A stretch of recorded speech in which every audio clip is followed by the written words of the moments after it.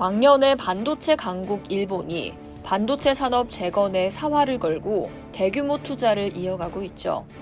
수십조 원을 쏟아부었지만 반도체 공장 절반 이상은 멈춰선 상태입니다.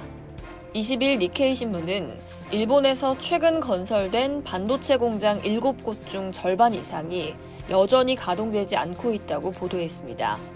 이들 시설은 대부분 2023 회계연도 이후 완공된 것으로 AI 분야를 제외한 수요 부진과 시장 회복 지연이 저조한 가동률의 주요 원인으로 지목되고 있습니다. 일본 정부는 반도체 투자를 촉진하기 위해 보조금을 확대해왔죠. 2022년부터 2029년까지 총 9조엔의 민간 투자를 유치할 계획이며 2030 회계연도까지는 반도체 및 AI 산업에 10조엔 이상의 재정 지원을 투입하겠다고 밝힌 바 있는데요. 하지만 현재까지의 성과는 기대에 못 미치고 있는 것으로 나타났습니다.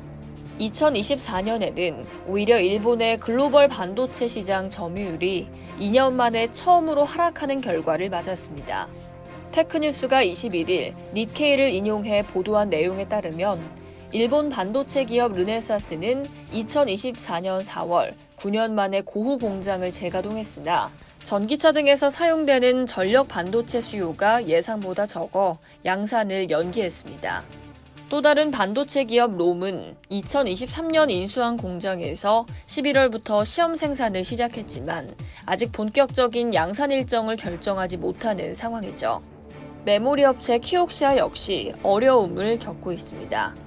키옥시아는 2024년 7월 새로운 메모리 생산 공장을 완공했지만 메모리 시장 회복이 더딘 점을 고려해 실제 양산 시점을 2025년 가을로 미루기로 했는데요. 심지어 양산 중인 공장들도 확장에는 신중한 입장을 나타내고 있습니다. 소니는 나가사키현에 신규 웨이퍼 공장을 세웠지만 추가적인 투자에는 나서지 않고 있죠. 아이폰 판매 둔화와 중국 기업들과의 경쟁 심화로 이미지 센서의 수요가 줄면서 공장 일부는 여전히 놀고 있는 상황이기 때문입니다. TSMC의 경우 일본 구마모토현에 설립한 첫 번째 공장에서 2024년 12월 양산을 시작했지만 아직 공장이 완전 가동되지 않고 있다고 전해지는데요. 니케이는 TSMC 두 번째 공장의 착공도 당초 2024 회계연도에서 현재 회계연도로 연기됐으며 양산은 2027 회계연도 내로 계획돼 있다고 보도했습니다. 한편 일본 정부는 첨단 반도체 파운드리 기업 라피더스에 전폭적인 지원을 하고 있는데요. 라피더스는 토요타, 키옥시아, 소니 등 일본을 대표하는 대기업 8곳이 반도체 국산화를 위해 2022년 설립한 회사입니다. 2027년까지 2나노 공정 반도체 양산을 목표로 다음 달부터 시험 생산을 개시할 예정입니다.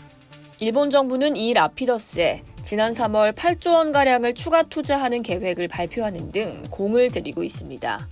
일본은 과거 세계 반도체 시장을 주도했던 국가였지만 지난 수십 년 동안 대만과 한국, 미국 등의 주도권을 내주며 쇠퇴의 길을 걸어왔죠.